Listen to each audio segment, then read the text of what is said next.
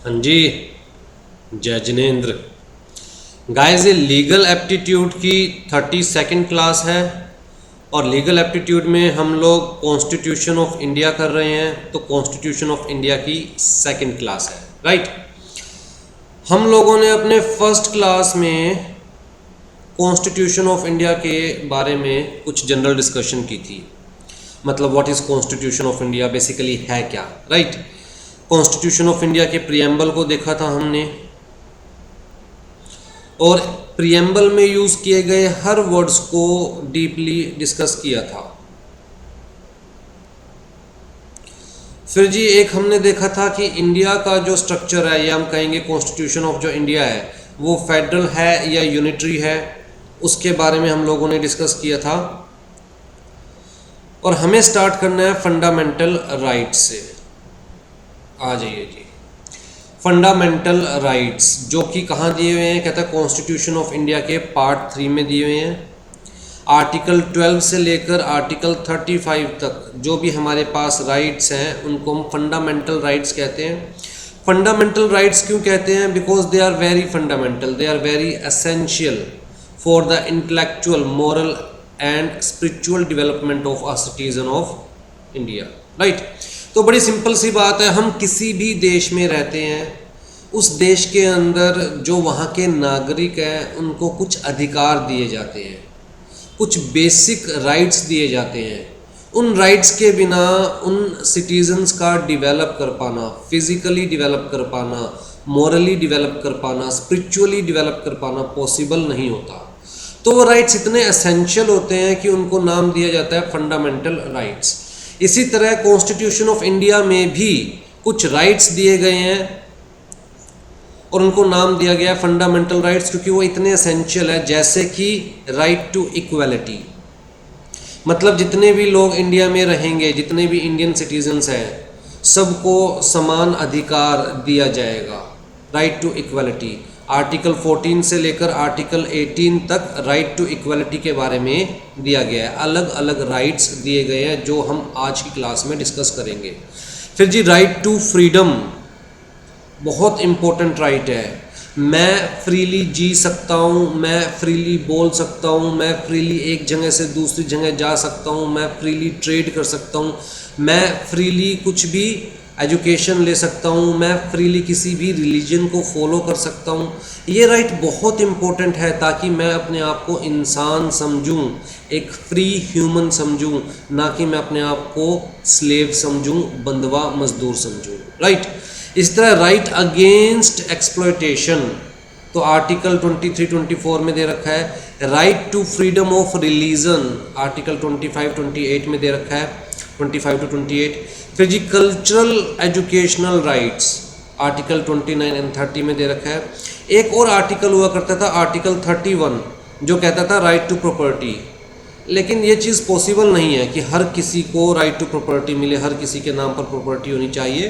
तो at present इसको तो ख़त्म कर दिया गया है, removed by 44th constitutional amendment act 1978। ये बहुत इम्पोर्टेंट MCQ है। तो जी राइट टू प्रॉपर्टी कह लीजिए या फिर आर्टिकल 31 कह लीजिए, कौन से अमेंडमेंट एक्ट से रिमूव किया गया? 44th कॉन्स्टिट्यूशनल अमेंडमेंट एक्ट 1978, ठीक है। उसके अलावा एक हमारे पास राइट टू कॉन्स्टिट्यूशनल रेमेडीज़ है आर्टिकल 32, बहुत इंपॉर्टेंट आर्टिकल है।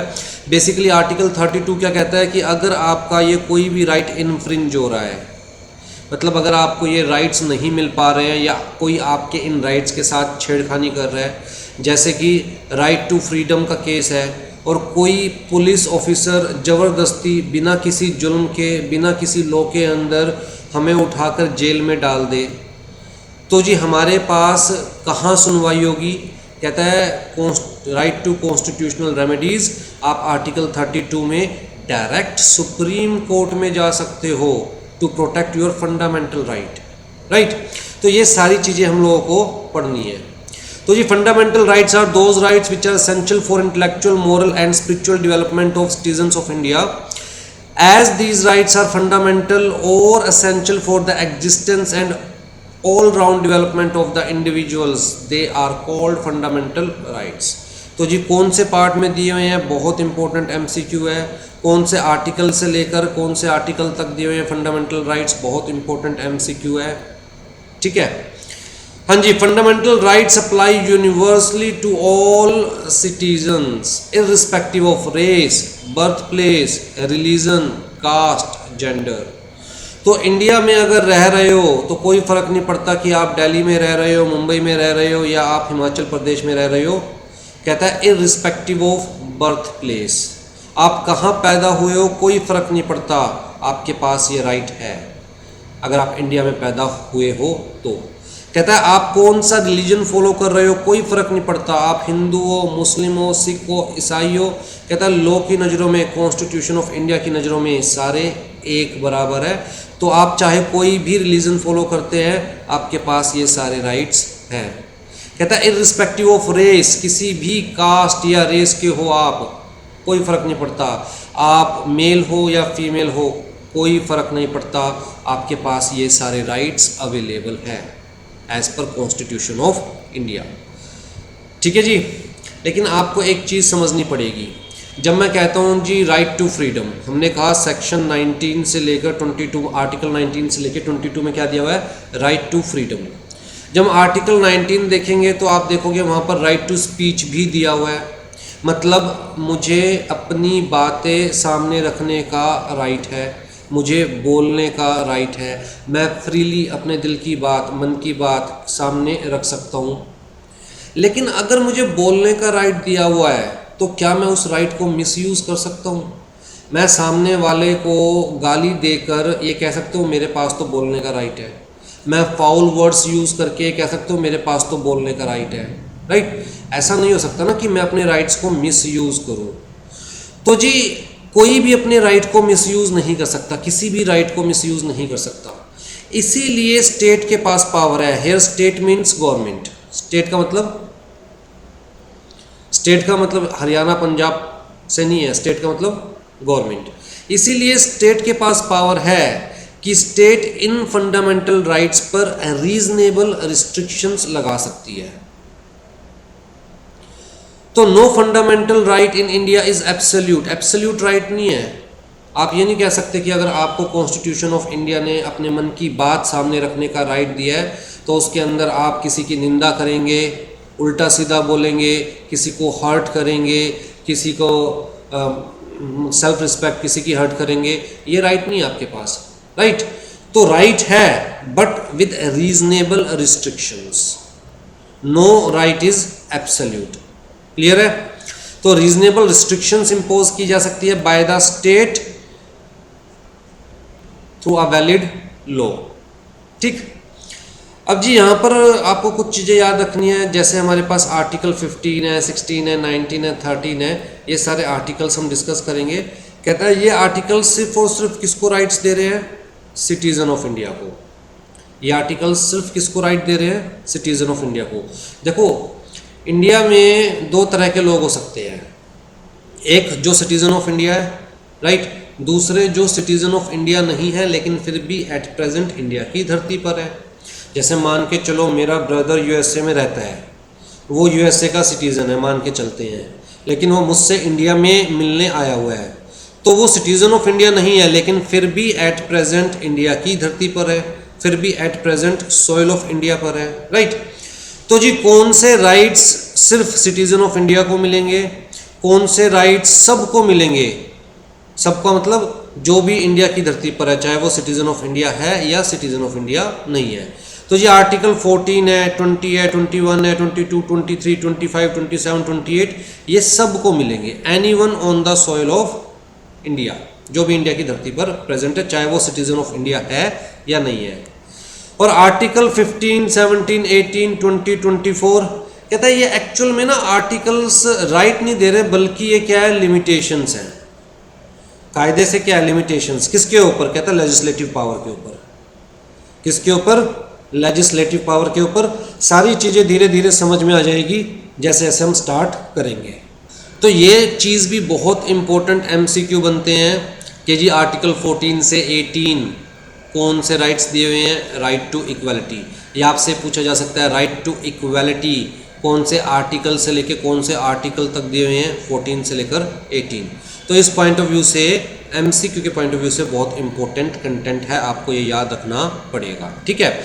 इवन तक कि एमसीक्यू में तो ये भी पूछ सकते हैं कि भैया जो हमारे फंडामेंटल राइट्स है वो कितनी कैटेगरीज में डिवाइड किए गए हैं। तो कितनी कैटेगरीज में डिवाइड किए गए हैं, 6 कैटेगरीज में डिवाइड किए गए हैं। Right to equality, right to freedom, right against exploitation, right to freedom of religion, right cultural and educational right और right to constitutional remedies. Right to property हम पढ़ चुके हैं कि रिमूव हो चुका है 44th कॉन्स्टिट्यूशनल अमेंडमेंट एक्ट, जो कि कब आया था, 1978 में। आ जाइए जी, अब देखिए बहुत सारे जो राइट्स हैं fundamental rights, they are against the state, they are against the state, ठीक। स्टेट का मतलब अगेंस्ट द गवर्नमेंट। स्टेट का मतलब अगर जनरली मैं मतलब बताऊं, जनरल मीनिंग, तो अगेंस्ट द गवर्नमेंट। अब जी एक्चुअल में स्टेट वर्ड को डिफाइन किया गया है आर्टिकल 12 में। स्टेट वर्ड को आर्टिकल 12 में डिफाइन किया गया है। भाई जैसे मान के चलिए म्यूनसिपैलिटी है, म्यूनसिपल कॉरपोरेशन, या फिर मैं कहूँगा कि एक इलेक्ट्रिसिटी बोर्ड है, या फिर एक कॉरपोरेशन है established by central government, established by central government. तो क्या इनको भी गवर्नमेंट कंसीडर किया जाएगा, इनको भी स्टेट कंसीडर किया जाएगा क्या यहाँ पर भी, या इनके अगेंस्ट भी हमारे पास फंडामेंटल राइट्स हैं? तो इस पॉइंट ऑफ व्यू से क्लियर कर दिया गया कि स्टेट की डेफिनेशन में किस किस को कंसीडर किया जाएगा, मतलब इनके अगेंस्ट हमारे पास फंडामेंटल राइट्स हैं। तो जी state includes government and parliament of India and government and the state legislature of each states and all local and other authorities। तो म्यूनिसिपल कॉरपोरेशन क्या है, लोकल और other authorities within the territory of India और under the control of the government of India, right. तो जी चाहे वो Indian territory के अंडर है या इंडियन टेरिटरी से बाहर है बट गवर्नमेंट ऑफ इंडिया के कंट्रोल में है, कोई भी अथॉरिटी, लोकल और अदर अथॉरिटी, उसको भी स्टेट की डेफिनेशन में कंसीडर किया जाएगा। मतलब अगर म्यूनिसिपल कॉरपोरेशन में या इनकी किसी काम की वजह से हमारा कोई फंडामेंटल राइट इन्फ्रिंज हो रहा है, इन्फ्रिंज का मतलब हर्ट हो रहा है हमारा कोई फंडामेंटल राइट, हमें जो राइट मिलना चाहिए वो नहीं मिल रहा है, तो क्या इसके अगेंस्ट हम कोर्ट में जा सकते हैं? द आंसर इज यस, क्योंकि म्यूनिसिपल कॉरपोरेशन कहाँ पर कवर हो रहा है, ऑल लोकल और other authorities within the territory of India और under the control of government of India, ठीक है। जैसे मैं कहता हूँ इक्वल अपॉर्चुनिटी, जॉब अपॉर्चुनिटी,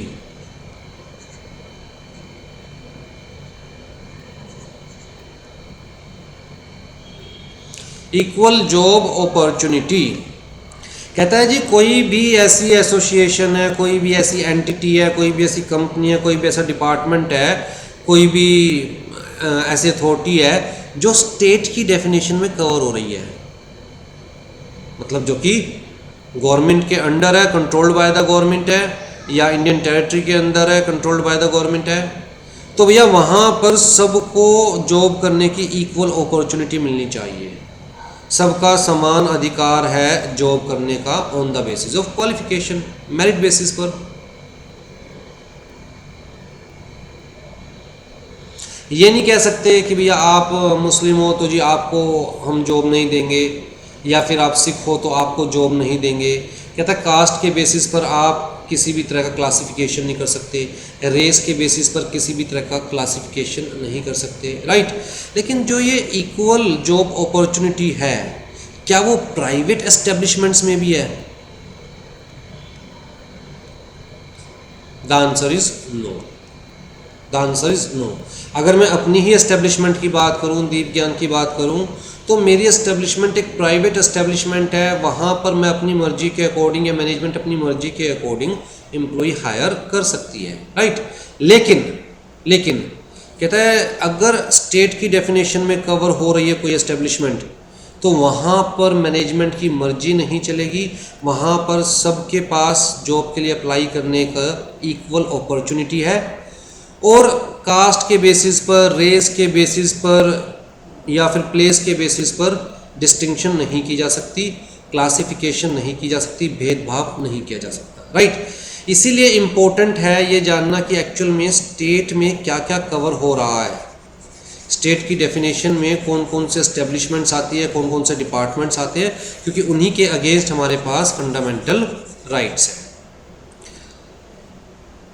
हाँ जी, supreme court has held that other authorities will include all authorities created by the constitution और स्टैट्यूट। या तो कॉन्स्टिट्यूशन ऑफ इंडिया के अंडर कोई भी अथॉरिटी क्रिएटेड है, या किसी लॉ के अंदर कोई भी अथॉरिटी क्रिएटेड है, right. And it is not necessary that authority should engage in performing the government function. यहाँ पर ध्यान से बात समझिए, कहता है जरूरी नहीं है कि कोई अथॉरिटी गवर्नमेंट का फंक्शन परफॉर्म कर रही है तभी स्टेट की डेफिनेशन में आएगी। अगर कोई अथॉरिटी कॉन्स्टिट्यूशन ऑफ इंडिया के अंदर एस्टेब्लिश की गई है, या किसी स्टैट्यूट के अंदर, किसी लॉ के अंदर एस्टेब्लिश की गई है कोई भी अथॉरिटी, तो वो स्टेट की डेफिनेशन के अंडर आएगी। जैसे कि कहता है जी SEBI, securities exchange board of India, कहता है सिक्योरिटी लॉज के अंदर एस्टेब्लिश की गई है ये बॉडी।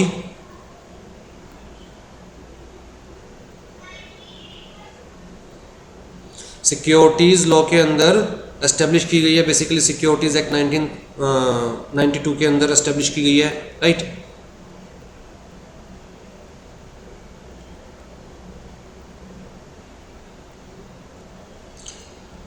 अब ये कोई गवर्नमेंट फंक्शन परफॉर्म कर रही है या नहीं कर रही है, इस चीज़ के ऊपर ये डिपेंड नहीं करता कि ये स्टेट की डेफिनेशन में आएगी नहीं आएगी। लेकिन क्योंकि ये लॉ के अंडर एस्टेब्लिश की गई है बाय द गवर्नमेंट, तो भैया ये स्टेट की डेफिनेशन में आएगी, मतलब इसके अगेंस्ट फंडामेंटल राइट्स अवेलेबल है, ठीक है जी। तो it is not necessary that authority should engage in performing government functions.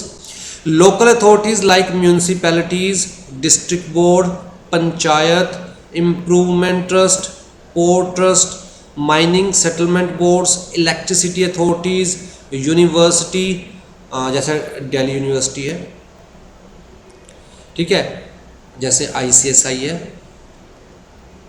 ICSI हमारी जो यूनिवर्सिटी है, इंस्टीट्यूट है, ये भी तो लॉ में एस्टेब्लिश्ड है, कंपनी सेक्रेटरीज एक्ट में एस्टेब्लिश्ड है ये तो, राइट।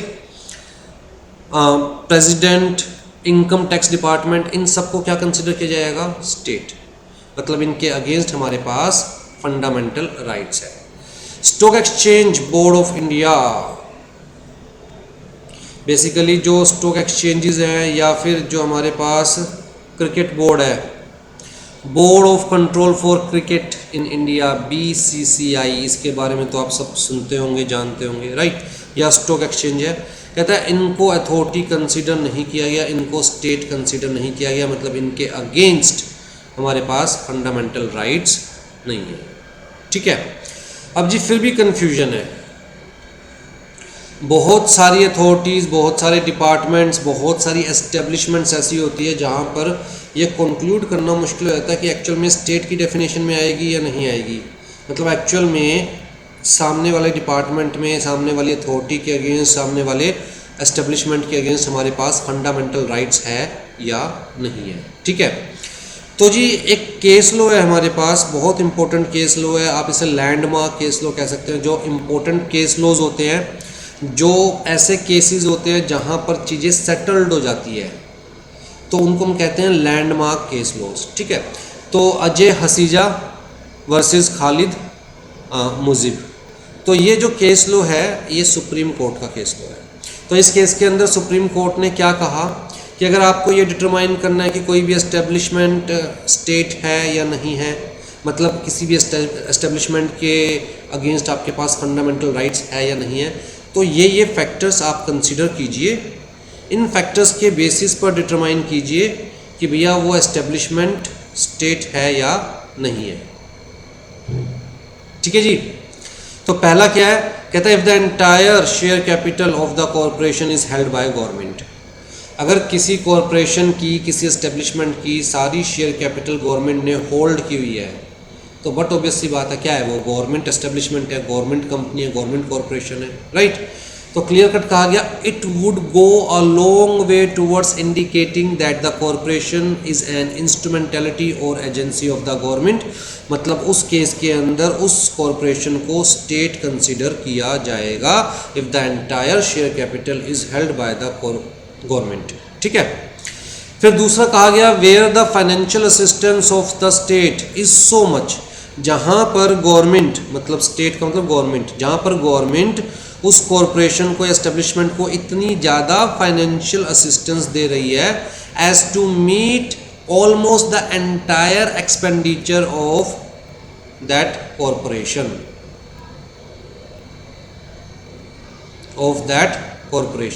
राइट, कि भैया ज़्यादा से ज़्यादा जितना भी एक्सपेंडिचर कॉरपोरेशन का होता है, वो सारा जितना भी एक्सपेंस कॉरपोरेशन का हो रहा है, कॉरपोरेशन को चलाने के लिए जितने पैसों की ज़रूरत है, वो कहाँ से आ रहा है, स्टेट से आ रहा है, गवर्नमेंट से आ रहा है, ठीक है।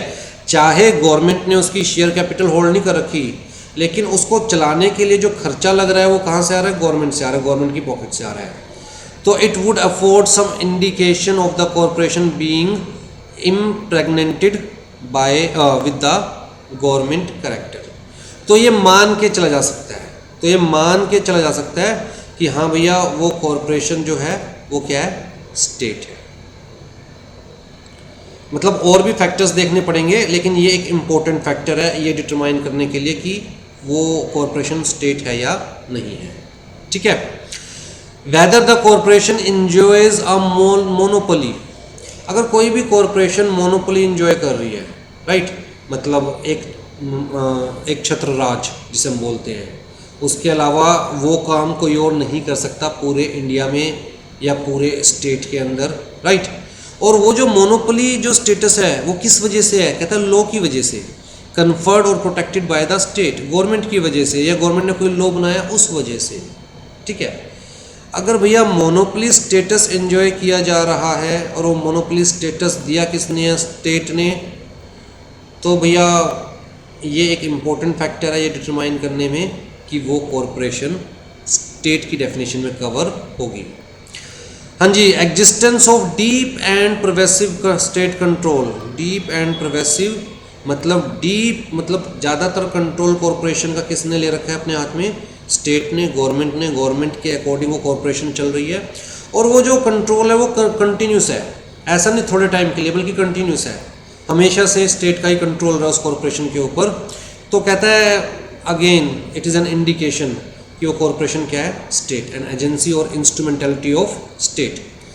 If the functions of the corporation are of public importance, अगर कोई भी कॉरपोरेशन ऐसा काम कर रही है which is of public importance, जो कि गवर्नमेंट को करना चाहिए, अगर कोई कॉरपोरेशन वो काम कर रही है, और closely related to government functions, तो भैया सीधा सीधा जा रहा है एक इंडिकेशन कि वो जो कॉरपोरेशन है वो क्या है, एक स्टेट, गवर्नमेंट का काम कर रही है, पब्लिक इंपॉर्टेंस का काम कर रही है, गवर्नमेंट फंक्शन से क्लोजली रिलेटेड है, ठीक है।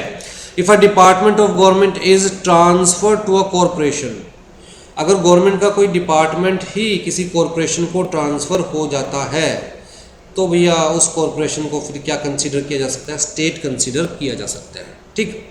अब आपको यहाँ पर एक चीज़ समझनी है कि ये जितने भी यहाँ पर टेस्ट दे रखे हैं for determining whether a corporation, whether an entity is state or not, ये जितने भी टेस्ट दे रखे हैं, 6 फैक्टर्स दे रखे हैं, none of the factors is conclusive, कोई भी फैक्टर कॉन्क्लूसिव नहीं है। मतलब सिर्फ एक पैरामीटर सेटिस्फाई हो रहा है, उस बेसिस पे हम ये नहीं कह सकते स्टेट है। कहता है ये सारे फैक्टर्स असिस्ट करेंगे, हेल्प करेंगे ये डिटरमाइन करने में कि भैया वो कॉरपोरेशन स्टेट है या नहीं है, वो एंटिटी स्टेट है या नहीं है, लेकिन कोई एक फैक्टर सेटिस्फाई हो रहा है, सिर्फ उस बेसिस पे हम ये नहीं कह सकते कि वो स्टेट है, ठीक है। तो आपको दिमाग में क्या याद रखना है, ये एक हेल्पिंग फैक्टर्स है,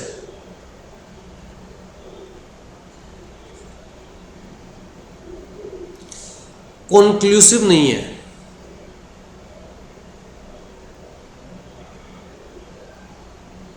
ये सारे हेल्पिंग फैक्टर्स है जो कि हेल्प करेंगे डिटरमाइन करने में, राइट, बट कॉन्क्लूसिव नहीं है।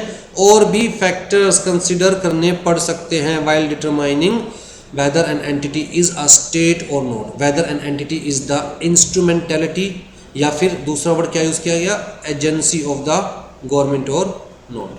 ठीक है, तो these factors are not conclusive, they are helping factors, तो हम कह सकते हैं they are not exhaustive.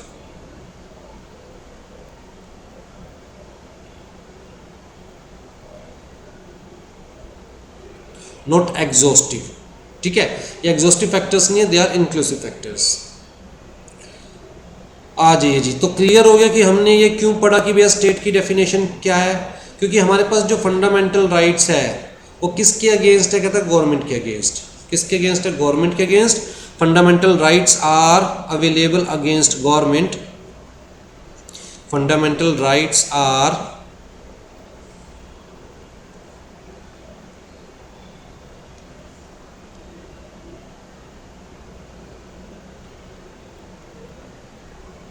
available against government and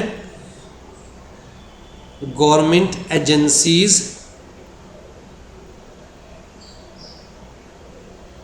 and government instrumentalities, right।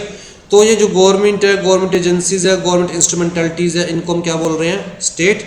तो ये स्टेट की डेफिनेशन में कौन कौन कवर होगा ये हमने देखा। उसके अलावा जो केस लो था हमारे पास, अजय हसिया वर्सेस खालिद मुजीब, तो यहाँ पर भी सुप्रीम कोर्ट ने बताया कि और क्या क्या फैक्टर्स आप कंसीडर कर सकते हो। ठीक, आज जी आर्टिकल 13, आर्टिकल 13 क्या है, कहता है आर्टिकल 13 बता रहा है कि फंडामेंटल राइट्स, बेसिकली हम कहते हैं जी फंडामेंटल राइट्स की क्या वैलिडिटी है।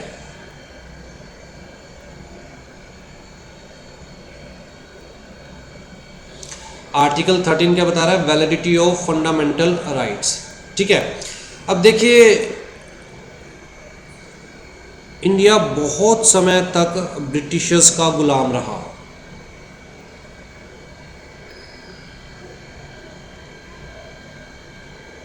ब्रिटिशर्स का बहुत समय तक गुलाम रहा। ठीक है, बहुत सारी चीज़ें ऐसी थी जो ब्रिटिशर्स ने इंडिया पर लागू करी, और ख़ासकर इंडियन सिटीजन्स पर लागू करी, ताकि इंडियन सिटीजन्स कभी भी डेवलप ना कर पाए, मॉरली डेवलप ना कर पाए, स्पिरिचुअली डेवलप ना कर पाए। वो हमेशा दब के रहे, वो हमेशा, वो कहते हैं ना, दास बने रहे, स्लेव्स बने रहे, राइट। और इन्होंने जानबूझकर डिवाइड एंड रूल की पॉलिसी तो खेली है। तो किसी को ऊंचा ओहदा दे दिया, किसी को नीचा ओहदा दे दिया, किसी को सर बना दिया कि जिसके नाम के आगे सर लगाना ज़रूरी है। ठीक है, किसी को राजा साहिब बना दिया, किसी को कुछ बना दिया, राइट। तो बेसिकली जो हमारे लॉज हैं वो कॉन्स्टिट्यूशन ऑफ इंडिया आने से पहले से चलते आ रहे हैं।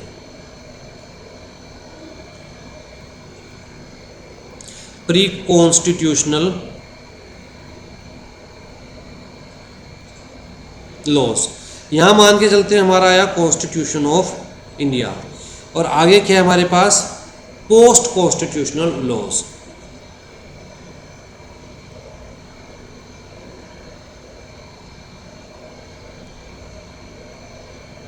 अगर मान के चलो आप यहां पर खड़े हो, टाइमलाइन पर आप यहां पर खड़े हो, तो ये जो प्री कॉन्स्टिट्यूशनल लॉज है वो आपके लिए क्या हो गए, existing laws.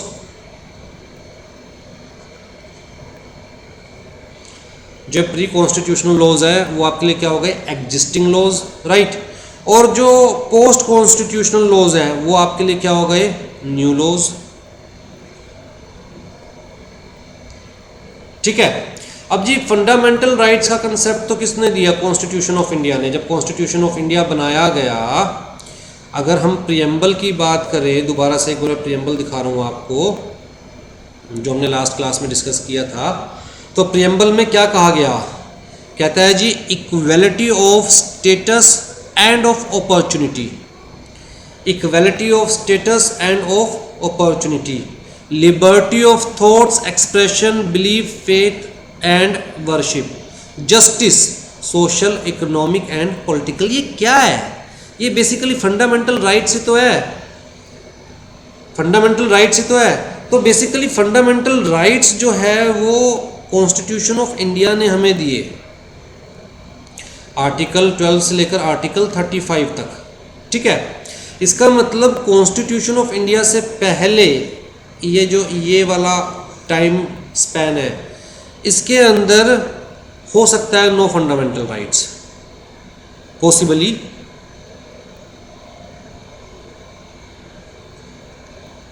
No fundamental rights, ठीक है। तो जी यहाँ पर ऐसे कुछ लॉज हो सकते हैं, जो एग्जिस्टिंग लॉज है वो कुछ ऐसे हो सकते हैं which are against fundamental rights.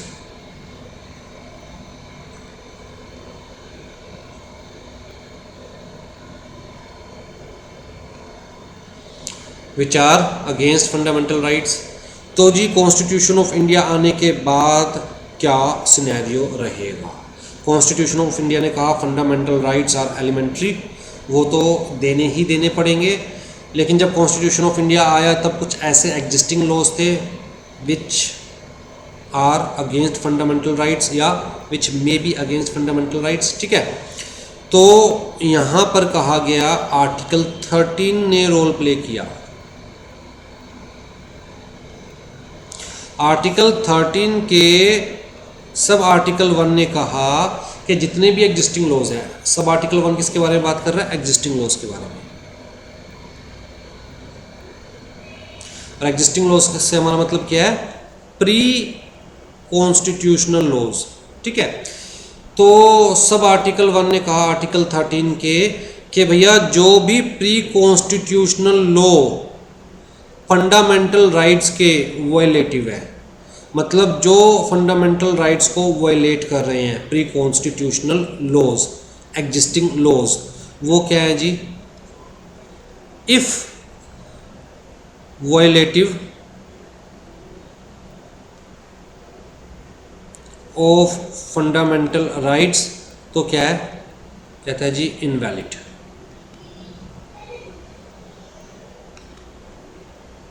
तो क्या है? इनवैलिड, ठीक है।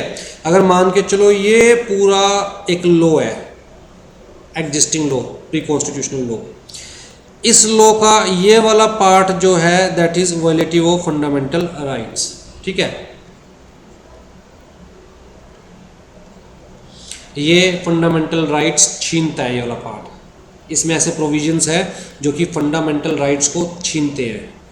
तो कहता है कि भैया सिर्फ ये वाला जो पार्ट है वो क्या हो जाएगा? Invalid.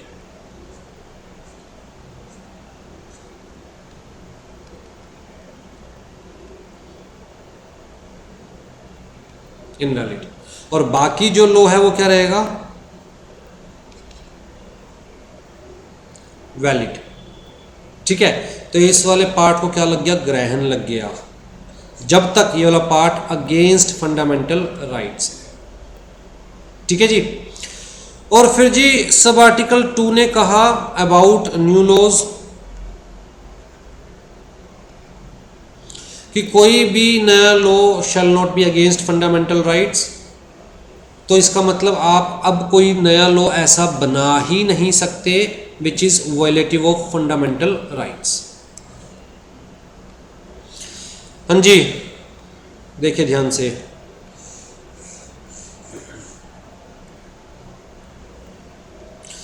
all laws in force in the territory of India, all laws in force in the territory of India, मतलब जब फंडामेंटल राइट आया immediately before the commencement of this constitution, तो जैसे कॉन्स्टिट्यूशन आया उससे पहले, in so far as they are inconsistent with the fundamental rights shall to the extent of such inconsistency be void, invalid, void, right। तो जी कहता है सारा नहीं, to the extent of such inconsistency, ये वाला पार्ट इनकंसिस्टेंट है ना, तो ये वाला पार्ट क्या हो गया हमारे पास? Invalid, void. बाकी कहता बाकी वैलिड, ठीक है। फिर जी सब आर्टिकल 2 ने क्या कहा? The state shall not make any law which takes away और अब्रिज द फंडामेंटल राइट्स। तो जी कॉन्स्टिट्यूशन ऑफ इंडिया आने के बाद तो क्लियर कट कह दिया कि आप ऐसा कोई लॉ बना ही नहीं सकते, गवर्नमेंट ऐसा कोई लॉ बना ही नहीं सकती, पार्लियामेंट ऐसा कोई लॉ बना ही नहीं सकती, स्टेट लेजिस्लेचर ऐसा कोई लॉ बना ही नहीं सकती, कोई भी अथॉरिटी ऐसा कोई लॉ बना ही नहीं सकती which is against fundamental right, या जो किसी के फंडामेंटल राइट्स ले ले। And the law any law made in contravention of this clause shall to the extent of such contravention be void। ठीक है, अब यहाँ पर लॉ का मतलब क्या है? इसने कहा ना कि लॉ ऐसा बना ही नहीं सकते, इसने कहा ना कि भाई कोई भी लॉ इन्फोर्स, तो लॉ का मतलब क्या हो गया? कहता लॉ का मतलब सिर्फ एक्ट नहीं है, कोई भी ऑर्डिनेंस ऐसा नहीं पास किया जा सकता, कोई ऑर्डर ऐसा नहीं लाया जा सकता, कोई बाय लॉज नहीं बनाए जा सकते, कोई रूल्स, कोई रेगुलेशंस, कोई नोटिफिकेशंस, कोई ऐसा कस्टम भी नहीं हो सकता, इवन कस्टम भी ऐसा नहीं हो सकता। कहते हैं ना कि ये तो हमारे यहाँ का कायदा है, वो ऐसा कायदा भी नहीं हो सकता, ये तो हमारे यहाँ की परंपरा है, परंपरा भी ऐसे नहीं हो सकती। इवन कायदा और परंपरा, कस्टम और यूजेस भी ऐसी नहीं हो सकती, which is inconsistent with the fundamental rights। Law in force includes law passed or made by the legislature or other competent authority in the territory of India before the commencement of this constitution and not previously repealed। मतलब ठीक है, आप समझ गए इस चीज़ को कि law in force का मतलब एग्जिस्टिंग लॉ। ठीक, जब कॉन्स्टिट्यूशन ऑफ इंडिया आया था उस वक्त जो एग्जिस्ट करते थे। कहता है nothing in this article shall apply to any amendment of this constitution made under article 368। तो जी आर्टिकल 368 में अगर कुछ भी अमेंडमेंट की जाती है तो वो एप्लीकेबल होगी, उसे अगेंस्ट फंडामेंटल नहीं कंसीडर किया जाएगा, अगेंस्ट फंडामेंटल राइट नहीं कंसीडर किया जाएगा। आर्टिकल 368 क्या है बाद में डिस्कस करेंगे, राइट। फॉर द टाइमिंग इतना याद रखें कि अगर आर्टिकल 368 के थ्रू कोई अमेंडमेंट लाई जाती है कॉन्स्टिट्यूशन ऑफ इंडिया में तो उस अमेंडमेंट को फंडामेंटल राइट्स के अगेंस्ट कंसीडर नहीं किया जाएगा, राइट। तो constitutional amendment by which fundamental rights is taken away और abridge is also a law within the meaning of article 13। तो यहाँ हमारे पास गोलकनाथ केस था, उसमें कहा गया कि भैया अगर आप कॉन्स्टिट्यूशन को ऐसे अमेंड करते हो कि उस अमेंडमेंट की वजह से फंडामेंटल राइट्स लिए जा रहे हैं, उस अमेंडमेंट की वजह से फंडामेंटल राइट्स कम किए जा रहे हैं, ख़त्म किए जा रहे हैं, तो वो अमेंडमेंट भी लॉ ही कंसीडर किया जाएगा और as per article 13 sub article 2 ऐसा कोई लॉ नहीं बनाया जा सकता। इसका मतलब कॉन्स्टिट्यूशन को भी ऐसे अमेंड नहीं किया जा सकता कि अमेंडमेंट के थ्रू फंडामेंटल राइट्स को ख़त्म किया जा सके, कम किया जा सके, किसी के फंडामेंटल राइट्स को लिया जा सके। ठीक है जी, आ जाइए। सबसे पहले हम लोग स्टार्ट कर रहे हैं राइट टू इक्वालिटी। हमने कहा ना कि 6 कैटेगरीज में सारे फंडामेंटल राइट्स को डिवाइड किया हुआ है, 6 कैटेगरीज में, जिसमें सबसे पहली कैटेगरी क्या है? राइट टू इक्वालिटी, जो कि आर्टिकल 14 से लेकर आर्टिकल 18 तक है। तो सबसे पहले हम लोग स्टार्ट कर रहे हैं राइट टू इक्वालिटी, और राइट टू इक्वालिटी में भी सबसे पहला आर्टिकल कौन सा है? Article 14 which is equality before law. Article 14 which is equality before law. Article 14 क्या कह रहा है? The state shall not deny to any person equality before law. State shall not deny to any person equality before law और equal protection of the laws within the territory of India. तो basically 2 part में divided है statement. पहला part क्या है हमारे पास? कहता है जी equality before law. State shall not deny to any person equality before the law. तो वो कानून वाली आंटी याद है जो पिक्चरों में दिखाते हैं, हाथ में तराजू ले रहती है, आंखों पे पट्टी बांधे रहती है, और हम कहते हैं उसे देख कर कि देखिए कानून अंधा है। वो बेसिकली जो लेडी जस्टिस है, कौन है? Lady justice.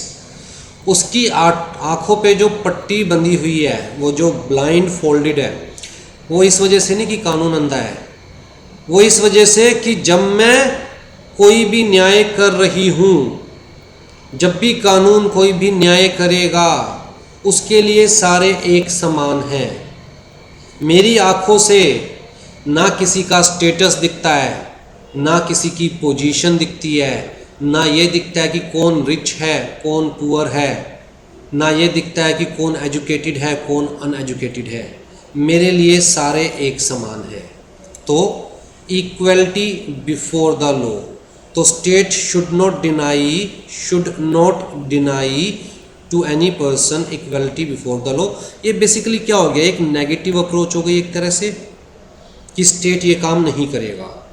मतलब कहता है कि लॉ की नज़रों में सब एक समान ही होंगे, प्रेसिडेंट हो या फ़कीर हो, अगर दोनों ने सेम काम किया है, ऐसा काम which is not justified under the law, तो दोनों के लिए सेम सजा होगी, राइट। और दूसरा पार्ट क्या है हमारे पास, equal protection of laws within the territory of India. Means क्या हो गया, कहता है equal protection of all the persons within a class, equal protection of all the persons within a class without favouritism और discrimination, right. तो we should demand laws which treats everyone equal.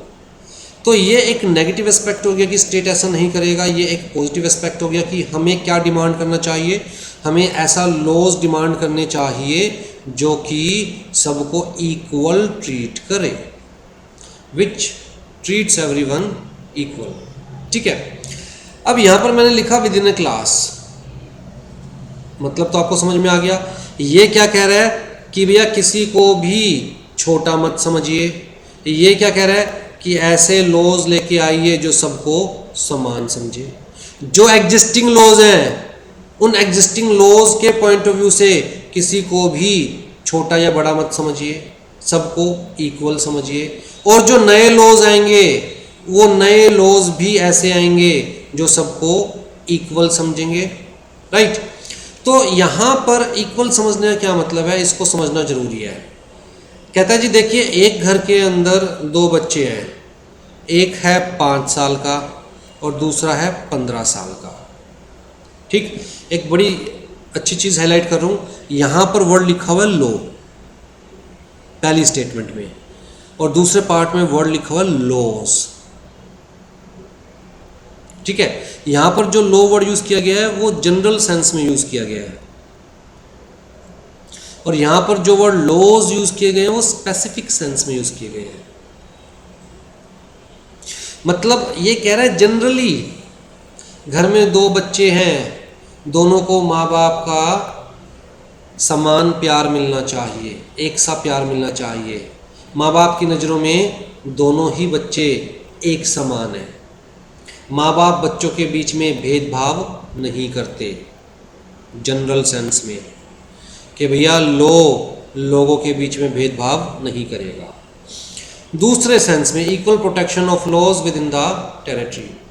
कहता है लेकिन एक बच्चा 5 साल का है, दूसरा बच्चा 15 साल का है, दोनों के ऊपर सेम चीज़ कैसे अप्लाई हो सकती है। एक को अगर 20 रुपये हर रोज़ पॉकेट मनी मिलती है, तो जो 5 साल का बच्चा है जो घर से बाहर भी नहीं जाता, क्या उसको भी 20 रुपये पॉकेट मनी मिलनी चाहिए। एक को जितना फूड मिलता है, जो 15 साल का बच्चा है, मेहनत करता है, खेलता है, बॉडी बिल्डिंग करता है, उसको जितना फूड मिलना चाहिए, क्या ये 5 साल के बच्चे को भी उतना ही मील देना चाहिए। अगर 5 साल के बच्चे को भी उतना ही फूड देंगे तो वो क्या करेगा, वेस्ट, क्योंकि वो इतना कंज्यूम कर ही नहीं सकता, राइट। तो भैया दोनों की रिक्वायरमेंट्स अलग हैं, दोनों की एज अलग है, दोनों की फिजिक अलग है, दोनों के इमोशंस अलग है, सेंटिमेंट्स अलग है, साइकोलॉजी अलग है। तो दोनों के ऊपर एक लॉ एप्लीकेबल नहीं हो सकता, राइट। ऐसे लॉज बनाइए कि दोनों को इक्वल प्रोटेक्शन मिले, मतलब जो इसकी रिक्वायरमेंट है उसके अकॉर्डिंग उसे भी प्रोटेक्शन मिले, और जो 15 ईयर्स वाले बच्चे की रिक्वायरमेंट है इसे भी इसके रिक्वायरमेंट के अकॉर्डिंग प्रोटेक्शन मिले। इसका मतलब इक्वल प्रोटेक्शन मिले of the laws within the territory of India, ठीक है जी। नेक्स्ट हमारे पास है आर्टिकल 15। अब जी आर्टिकल 15 को ध्यान से देखिए। क्या कह रहा है? कहता है prohibition of discrimination on the grounds of religion, race, caste, sex और प्लेस ऑफ बर्थ। कितनी चीज़ें बताई? 1 2 3 4 5। कितनी बताई? 5 चीज़ों के बेसिस पर आप किसी तरह का डिस्क्रिमिनेशन नहीं कर सकते, आप किसी तरह का भेदभाव नहीं कर सकते। प्रोहिबिशन लगाई गई किसके ऊपर? स्टेट के ऊपर। किसके ऊपर? स्टेट के ऊपर। अब हमने ऊपर पढ़ा था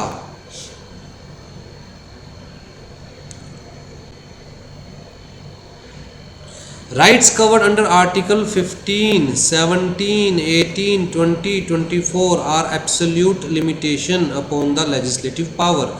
मतलब ये क्या है? प्रोहिबिशंस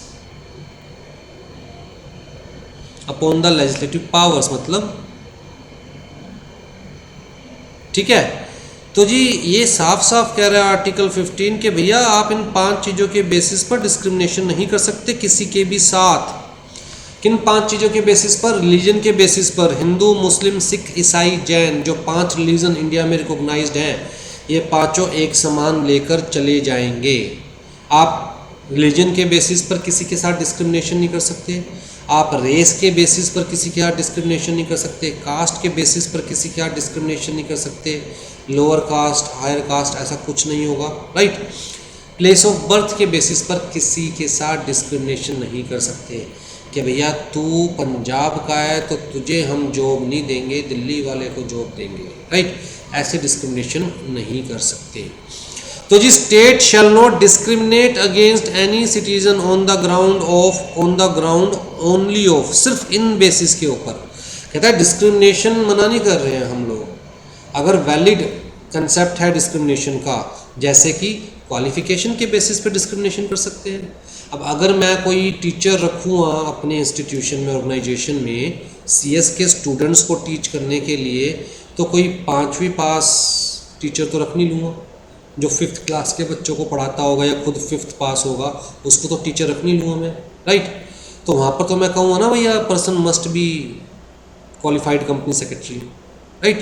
तो वो डिस्क्रिमिनेशन में नहीं आएगा। क्वालिफिकेशन के बेसिस पर आप कर सकते हैं, but not on the basis of religion, not on the basis of race, caste, sex और place of birth. No citizen shall on the ground of only religion, race, caste, sex, place of birth or any of them be subject to any disability, liability, restriction or condition। कहता है ये कोई disability नहीं है कि आप मुस्लिम हो या आप हिंदू हो या आप सिख हो, कोई लाइबिलिटी के मतलब कोई लाइबिलिटी नहीं क्रिएट की जा सकती सिर्फ इन चीज़ों के बेसिस पे, कोई रिस्ट्रिक्शंस लगाई जा सकती सिर्फ इन चीज़ों के बेसिस पे, कोई कंडीशंस नहीं लगाई जा सकती।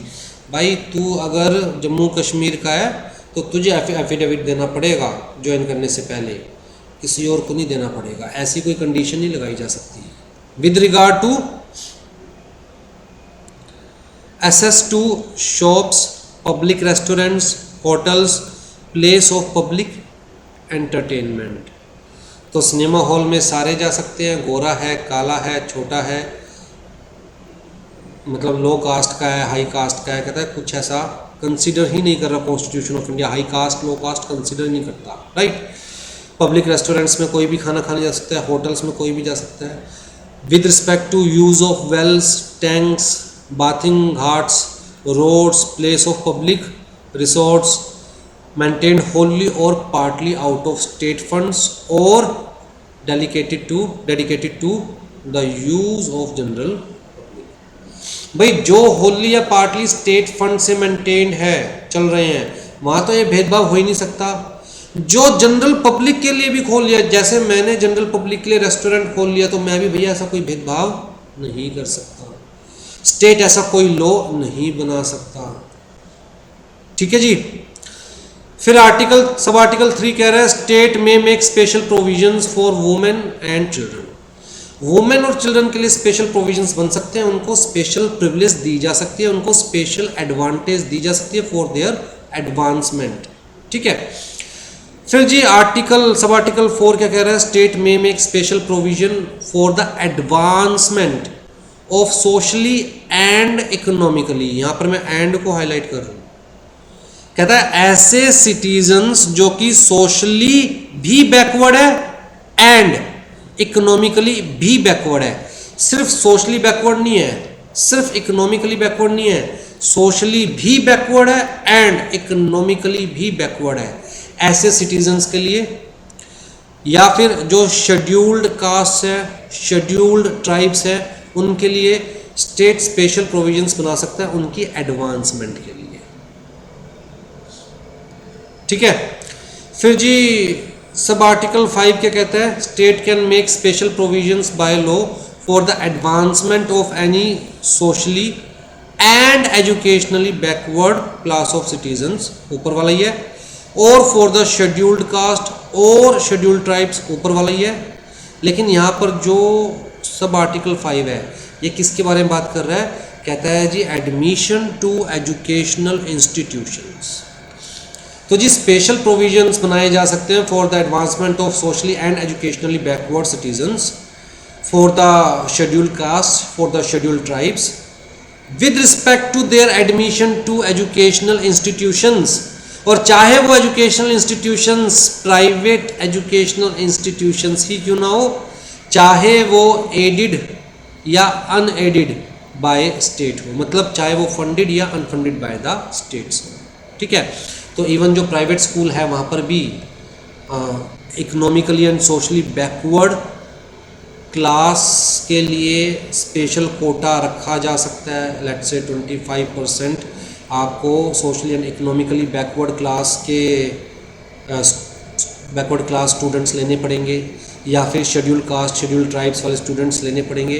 तो ज़रूरी नहीं है सिर्फ गवर्नमेंट इंस्टीट्यूशंस की बात करें यहाँ पर हम, चाहे वो प्राइवेट इंस्टीट्यूशंस है उसके लिए भी गवर्नमेंट लॉ बना सकती है। एक्सेप्ट कौन सी एजुकेशनल इंस्टीट्यूशंस के लिए लॉ नहीं बना सकती, कहता है माइनॉरिटी एजुकेशनल इंस्टीट्यूशंस के लिए लॉ नहीं बना सकती। जैसे स्पेसिफिकली कुछ जैन क्लासेस चल रही है, तो जैन्स माइनॉरिटी में आ रहे हैं और जैन क्लासेस चल रही है, तो वहाँ पर कोई कोटा डिटरमाइन नहीं कर सकती, राइट। लेकिन जनरल जो पब्लिक के लिए है इंस्टीट्यूशंस, वहाँ पर state can make special provisions for the advancement of the socially and economically backward, कुल मिला के यहाँ पर कोटा रखा जा सकता है। ठीक है, किसके लिए, socially and economically backward class citizens के लिए, शेड्यूल ट्राइब्स के लिए, शेड्यूल कास्ट के लिए। फिर जी क्लियर कट कहा गया कि इनके अलावा ये जो हमारे पास सब आर्टिकल 6 है उसमें कहा गया, कहता इनके अलावा जो कि क्लोज 4 में मेंशन्ड है, क्लोज 5 में मेंशन्ड है, इनके अलावा स्पेशल प्रोविजंस बनाए जा सकते हैं other economically weaker sections of citizens के लिए। मतलब जो यहाँ पर कवर नहीं हुए लेकिन इकोनॉमिकली वीकर सेक्शन है उनके लिए भी स्पेशल प्रोविजंस बनाए जा सकते हैं। मतलब सोशली जो बैकवर्ड नहीं है लेकिन इकोनॉमिकली वीकर है, राइट। एजुकेशनली बैकवर्ड नहीं है लेकिन इकोनॉमिकली वीकर है, तो स्पेसिफिकली उनके लिए भी कोटा बनाया जा सकता है। भैया गरीब इंसान के बच्चे पढ़ाने ज़रूरी है इंस्टीट्यूशंस के अंदर, राइट, स्कूल्स के अंदर। Any special provision for the advancement of any, अच्छा ये जो है ना ये पार्ट ए, इसको लेके चलना 4 के पॉइंट ऑफ व्यू से, और पार्ट बी को लेके चलना सब आर्टिकल 5 के पॉइंट ऑफ व्यू से। सेम चीज़ यहाँ पर लिखी हुई है, ठीक। इकोनॉमिकली वीकर सेक्शन, तो जी सब क्लोज 6 में किसको कंसिडर किया हुआ है, इकोनॉमिकली वीकर सेक्शंस को, कि भाई इनके लिए कोटा बनाया जा सकता है। बस इतना कह दिया है कि जो ऑलरेडी रिजर्वेशंस हैं, यहाँ पर रिजर्वेशंस है, यहाँ पर रिजर्वेशंस है, इकोनॉमिकली वीकर सेक्शन के लिए अगर किसी आप इंस्टीट्यूशन में कोटा बना रहे हैं तो वो मैक्सिमम कितना होगा, 10% of the total seats in each category. और ये जो 10% of the total seats economically weaker section के लिए आप कोटा बना रहे हैं, ये इन एडिशन है, इन एडिशन जो ऑलरेडी कोटे बने हुए हैं उसके अलावा, in addition to those reservations, right. तो ये इन एडिशन है, लेकिन मैक्सिमम कितना, 10%, ठीक है। तो जी 4 के अंदर बात की गई किसकी एडवांसमेंट के लिए, socially and educationally backward class of citizens के लिए, शेड्यूल कास्ट के लिए, शेड्यूल ट्राइब्स के लिए, general provisions for the advancement of these, ठीक है। 5th में बात की गई, कहता है स्पेसिफिक, स्पेसिफिक क्यों? क्योंकि फिफ्थ में बात की गई सिर्फ और सिर्फ एडमिशन टू एजुकेशनल इंस्टीट्यूशन की, एडमिशन टू एजुकेशनल इंस्टीट्यूशंस की, ठीक है। और फिफ्थ में भी वही बात की गई कि भैया socially and educationally backward class के लिए और शेड्यूल कास्ट शेड्यूल ट्राइब के लिए एजुकेशनल इंस्टीट्यूशंस में रिजर्वेशंस की जा सकती है। सिक्स्थ में बात की गई इकोनॉमिकली वीकर सेक्शन के लिए, इकोनॉमिकली, एजुकेशनली नहीं, इकोनॉमिकली वीकर सेक्शन के लिए बात की गई। फोर्थ क्लोज के पॉइंट ऑफ व्यू से यहाँ पर ए पॉइंट और फिफ्थ के पॉइंट ऑफ व्यू से बी पॉइंट। बस इतना कहा गया, ये इकोनॉमिकली वीकर सेक्शन है जो, इनके लिए मैक्सिमम कितना आप रिजर्वेशन रख सकते हैं एजुकेशनल इंस्टीट्यूशंस में, 10%। और ये in addition to other reservation है, जो अदर लोगों की रिजर्वेशन है उसके अलावा इनके लिए 10% की रिजर्वेशन रखी जा सकती है, ठीक है जी। चलिए जी, आज की क्लास यहीं पर ख़त्म करते हैं। नेक्स्ट क्लास में we will start with article 16, equality of opportunity in the matters of public employment, ठीक है। Take care.